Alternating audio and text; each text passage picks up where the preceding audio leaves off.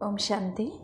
आज हम 1 मई 84 की अव्यक्तवाणी सुनते हैं। आज के वाणी का सार है, विस्तार में सार की सुंदरता। सर्व को सार स्वरूप में स्थित करने वाले बाप दादा शक्तिशाली आत्माओं प्रति बोले। बाप दादा विस्तार को भी देख रहे हैं और विस्तार में सार स्वरूप बच्चों को भी देख रहे हैं। विस्तार इस ईश्वरीय वृक्ष का श्रृंगार है और सार स्वरूप बच्चे इस वृक्ष के फल स्वरूप है। विस्तार सदा वैरायटी रूप होता है और वैरायटी स्वरूप की रौनक सदा अच्छी लगती है।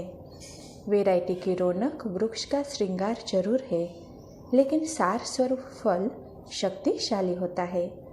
विस्तार को देख सदा खुश होते हैं और फल को देख शक्तिशाली बनने की शुभ आशा रखते हैं। बाप दादा भी विस्तार के बीच सार को देख रहे हैं।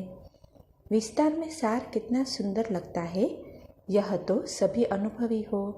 सार ही परसेंटेज और विस्तार के परसेंटेज दोनों में कितना अंतर हो जाता है, यह भी जानते हो ना।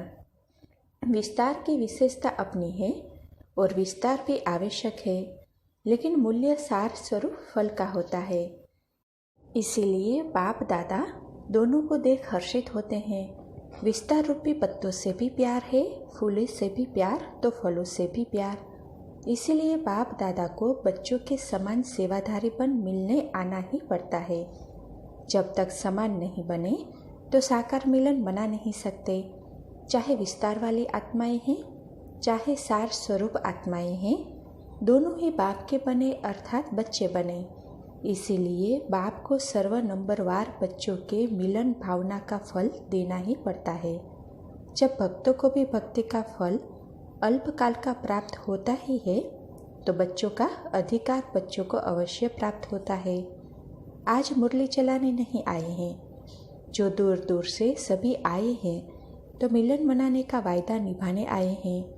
कोई सिर्फ प्रेम से मिलते, कोई ज्ञान से मिलते, कोई समान स्वरूप से मिलते, लेकिन बाप को तो सबसे मिलना ही है। आज सब तरफ से आए हुए बच्चों की विशेषता देख रहे हैं।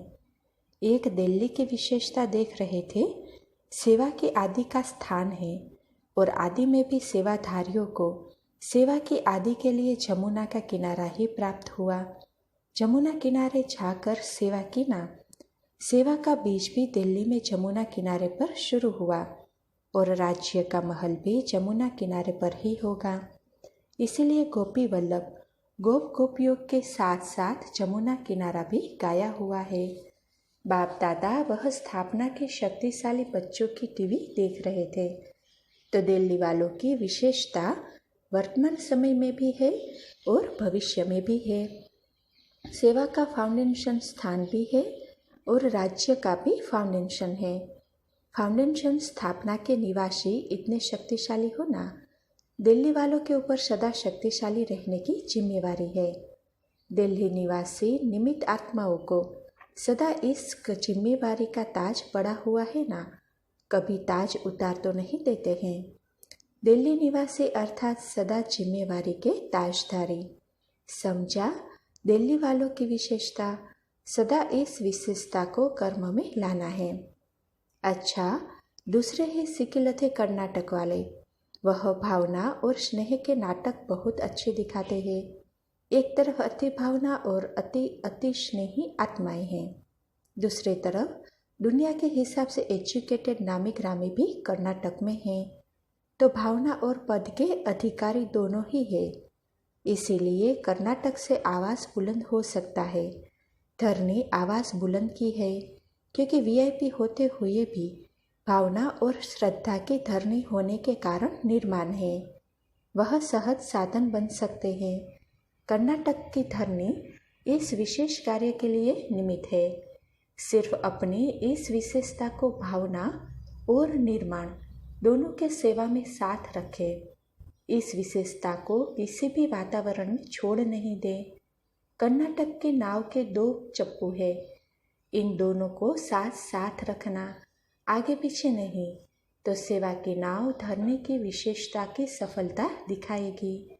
दोनों का बैलेंस नाम बाला करेगा।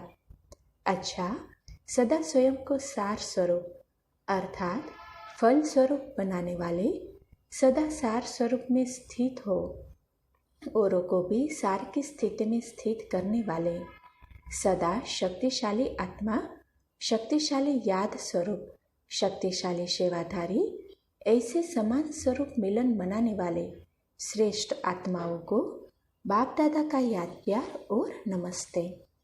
अच्छा, अव्यक्त बाप दादा की पार्टियों से मुलाकात है। पहला, सदा अपने को बाप के वर्षे के अधिकारी अनुभव करते हो। अधिकारी अर्थात शक्तिशाली आत्मा है, ऐसे समझते हुए कर्म करो। कोई भी प्रकार की कमजोरी रह तो नहीं गई है। सदा स्वयं को जैसे बाप वैसे हम। बाप सर्वशक्तिवान है तो बच्चे मास्टर सर्वशक्तिवान है। इसी स्मृति से सदा ही सहज आगे बढ़ते रहेंगे। यह खुशी सदा रहे, क्योंकि अब की खुशी सारे कल्प में नहीं हो सकती। अब बाप द्वारा प्राप्त है, फिर आत्माओं द्वारा आत्माओं को प्राप्ति है। जो बाप द्वारा प्राप्ति होती है वह आत्माओं से नहीं हो सकती।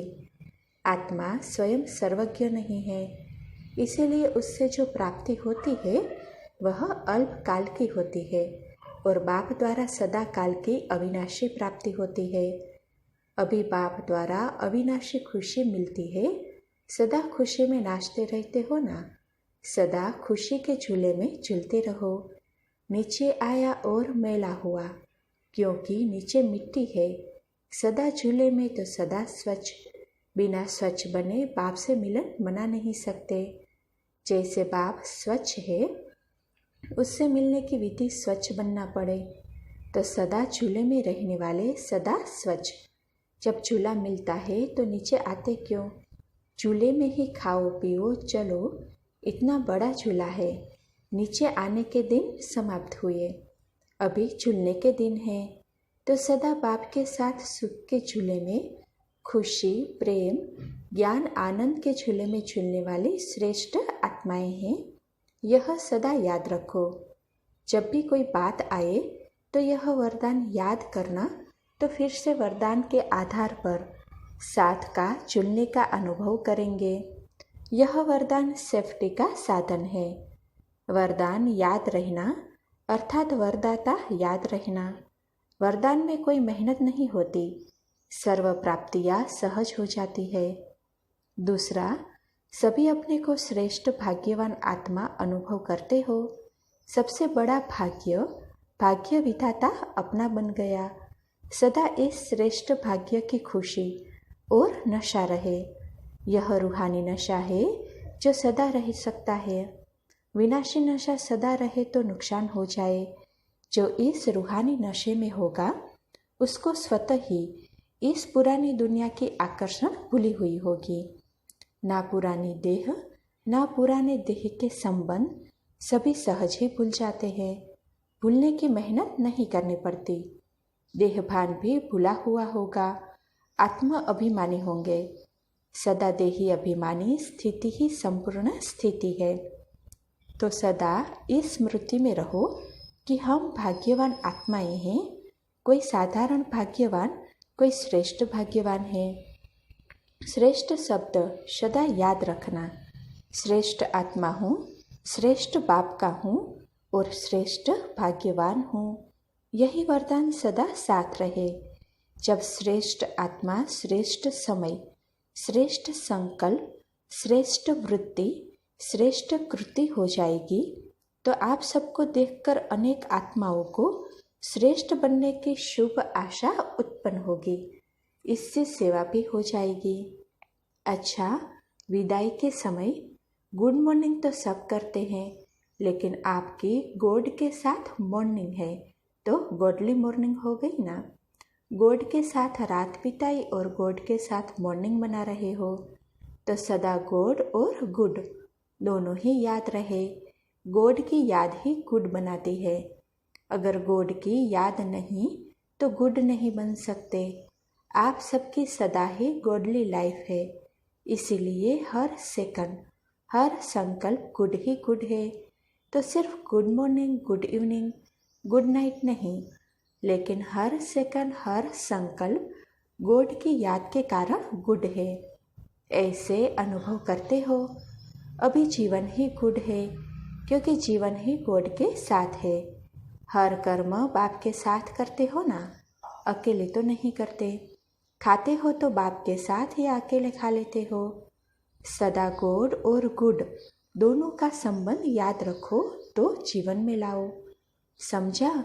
अच्छा, सभी को बाप दादा का विशेष अमृत वेले का अमर याद प्यार और नमस्ते। अच्छा, प्रश्न है, फरिश्ता बनने के लिए किस बंधन से मुक्त होना पड़ेगा? उत्तर, मन के बंधनों से मुक्त बनो। मन के व्यर्थ संकल्प भी फरिश्ता नहीं बनने देंगे। इसलिए फरिश्ता अर्थात जिसका मन के व्यर्थ संकल्पों से भी रिश्ता नहीं। सदा यह याद रहे कि हम फरिश्ते किसी रिश्ते में बनने वाले नहीं। अच्छा, ओम शांति।